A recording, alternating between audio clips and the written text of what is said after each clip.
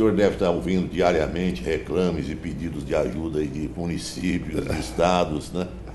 Como fazer esse atendimento? Está todo mundo quebrado, o país está em dificuldades. Como resolver essa crise brasileira? Num momento em que o Brasil passa por essa crise, que é uma crise que nós recebemos, né, que nós encontramos quando assumimos o governo em maio de 2016, isto é, deste ano, esta é a maior recessão, a maior crise econômica da história do Brasil.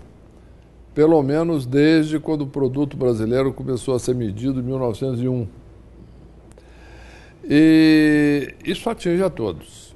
Nesse sentido, o que nós estamos fazendo é tomar as medidas necessárias para que a economia brasileira volte a crescer. E hoje nós já estamos seguros e confiantes de que já entramos em uma trajetória onde o Brasil já vai estar crescendo no próximo ano. Então, no próximo ano já se espera que os resultados comecem a melhorar, a arrecadação dos estados cresça, a arrecadação federal cresça e dos municípios também, das empresas, etc. E começa também a crescer o emprego. Em resumo, o que nós temos que fazer é atacar a causa do problema, fazer com que o Brasil volte a crescer. O senhor fixaria um prazo para dizer assim, nesse momento o país adquiriu uma estabilidade financeira? Existe condições de estabelecer um prazo para isso? Olha, vai depender, em primeiro lugar, de serem aprovadas as medidas de ajuste no Congresso Nacional, seja o ajuste do limite para as despesas, seja outras medidas importantes que estão em discussão e que já foram ou serão apresentadas ao Congresso. Depois vai depender um pouco também do crescimento do país, mas acreditamos que no momento em que a dívida pública brasileira parar de crescer, estabilizar e depois voltar a cair à frente, eu acredito que nós poderíamos dizer isso. E isso, a nossa previsão é que isso é algo para dentro de 4 ou 5 anos. Mas, ministro, o senhor, desde que assumiu, o senhor tem repetido essa questão de controlar as despesas, de cortar na carne, de reduzir os gastos do governo. E a gente vê alguns casos como gastos com shows, ou gastos ou excessos de uso nos aviões da FAB, ou cargos que foram anunciados que iam ser extintos e não foram extintos, ou foram recriados. Quer dizer, essas coisas que são pequenas, mas que são simbólicas, que passam uma imagem para o cidadão, para a população como um todo, de que, peraí, não está cortando na carne de fato. Isso aí não gera um descrédito em relação a essa proposta de cortes? Existem questões simbólicas, existem questões de realidade. Não é? E a realidade é que nós apresentamos e estamos conseguindo a aprovação pelo Congresso Nacional de um programa muito duro de corte na carne. Isto é, estabelece um limite para o crescimento das despesas públicas federais. E esse limite é um limite que permite que as despesas não cresçam apenas, ou que elas possam crescer apenas a inflação e não mais do que isso, ao contrário do que vem acontecendo nos últimos anos, em que crescia muito mais do que a inflação. Portanto, isso aí vai gerar uma compressão de gastos muito grande e é algo que vai estar estabelecido na Constituição do Brasil. Portanto, não pode ser violado, nem não há voltas. Por quê? Porque é, de fato, um teto para as despesas totais do governo federal no Brasil inteiro. E nós já estamos vendo os resultados disso, inclusive o orçamento do ano que vem, quer dizer, o que se planeja gastar no ano que vem, que já está apresentado ao Congresso Nacional, é algo muito duro nesse aspecto. Então, é preciso tomar um pouco de cuidado com coisas que são vistas como simbólicas, mas muitas vezes não representam a realidade do que está de fato acontecendo. Mas essa informação de que os poderes estão correndo para gastar muito esse ano justamente por conta da PEC? Não há muito espaço para isso, porque o orçamento de 2016 já está feito. Então, nós não estamos vendo isso acontecer nos números. Por quê? Porque toda despesa pública federal tem que ser objeto de um empenho, de um pagamento, tem que entrar no orçamento geral da União, que foi aprovado, e é estritamente controlado aqui, no Ministério da Fazenda, no Tesouro Nacional. O choro de prefeitos e de governadores é recorrente. Todos falam numa mudança no pacto federativo. Isso é possível nesse momento? Pensar na mudança desse pacto federativo? A curto prazo, não, porque isso seria um rearranjo geral. Mas é justa a reivindicação na visão do senhor? Olha, o que é justo ou injusto nesse caso é relativo. É uma coisa se dizer o seguinte: a prefeitura tem lá a obrigação de cuidar, vamos supor, dos jardins da cidade. Tá. E o Estado tem lá uma universidade. Então, diz muito bem, por exemplo, mas essa universidade deveria passar para o município, ou não. Tudo bem, ou vice-versa, o Estado deveria passar a tomar conta do jardim, ou não, da cidade.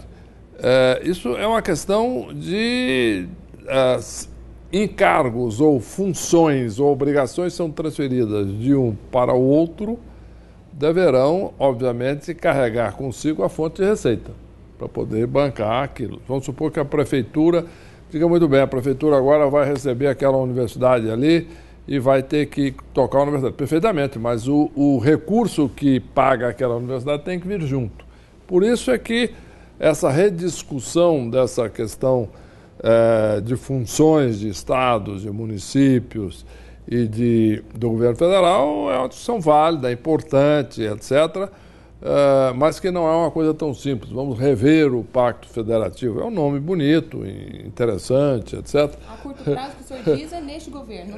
Não, eu diria que é uma mudança que radicalmente não acontecerá nos próximos anos, na medida em que nós teremos que chegar num acordo geral de grande parte dos municípios brasileiros, todos os estados brasileiros, e o governo federal e o Congresso, Câmara, Senado, e etc.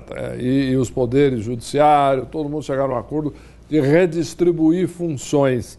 Eu acho que o mais importante é cada um cumprir bem a sua função e administrar muito bem as próprias contas para não jogar a conta para você. Isso, no interior e mesmo em alguns estados, usa-se essa expressão, o responsável pelo cofre sentou em cima do cofre. O senhor está sentado em cima do cofre da União? Olha, não, eu estou sentado aqui numa cadeira nesse momento.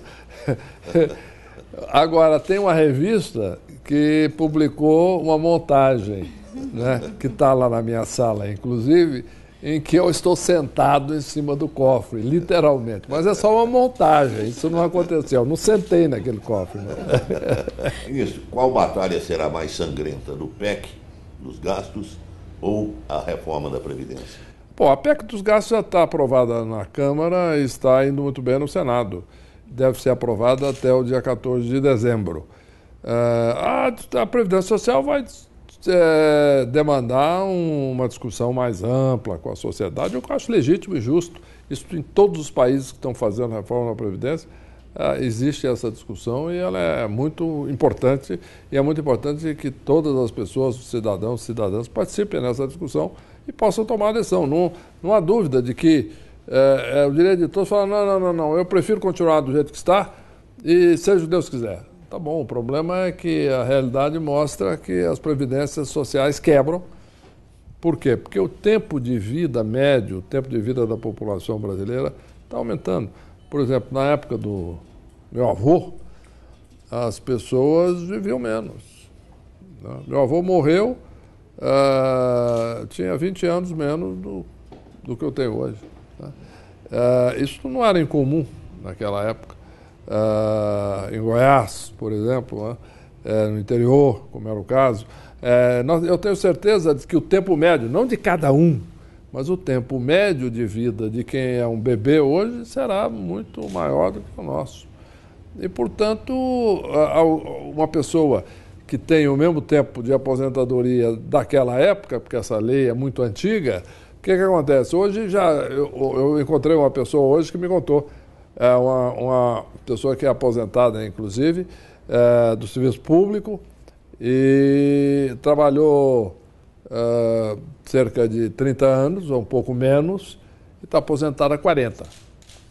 Bom, é difícil pagar isso. Vamos aliviar o ministro agora falando de coisas da política, dos planos políticos do ministro. Ministro, o senhor já esteve em Goiás, foi deputado federal por Goiás e já pensou em ser candidato a governador. Esse sonho permanece vivo na cabeça do ministro? Olha, o meu sonho é prestar um bom serviço ao povo brasileiro, às instituições que eu sirvo, inclusive ao povo de Goiás. Eu acredito que hoje, recuperando a economia brasileira, como nós estamos fazendo aqui, e melhorando aí o emprego, a renda de todos, né? Sejam trabalhadores, sejam profissionais liberais, sejam comerciantes, sejam agricultores ou pecuaristas ou industriais, seja quem for, todos melhorando, eu acredito que eu já estou bastante gratificado de estar prestando um grande serviço aí ao povo do meu estado. Ministro, para fechar a nossa entrevista, não sei se a Fabiana quer formular alguma pergunta, mas eu gostaria de saber do senhor o seguinte: o tanto de gente que vem ao ministro pedir dinheiro, seria o quê? Qual o percentual do seu atendimento diário, semanal? Significa 80%, 90%? Teria jeito de o senhor fazer o ranking dos pedidos? Né? Não, entre o total de pedidos, o que é atendido, eu não vou falar... Não, o que é pedido, eu queria saber só a quantidade de pedidos. O atendimento... É grande, é grande sim. Eu acredito talvez quase metade do meu tempo é dedicado a receber prefeitos, governadores, ministros, deputados, senadores, empresas, confederações, federações, associações, etc., que vêm aqui pedir uma coisa ou outra. É normal, faz parte do trabalho. Ministro, muito obrigado pela entrevista. Sucesso no seu desafio aí de colocar o país nos trilhos, ministro. Muito obrigado, é um prazer enorme falar para a TV Anguera, para o Jornal Popular e poder matar um pouco de saudade de Goiás. Obrigado, ministro. Muito obrigado pela atenção. Obrigado. Obrigada. Obrigado.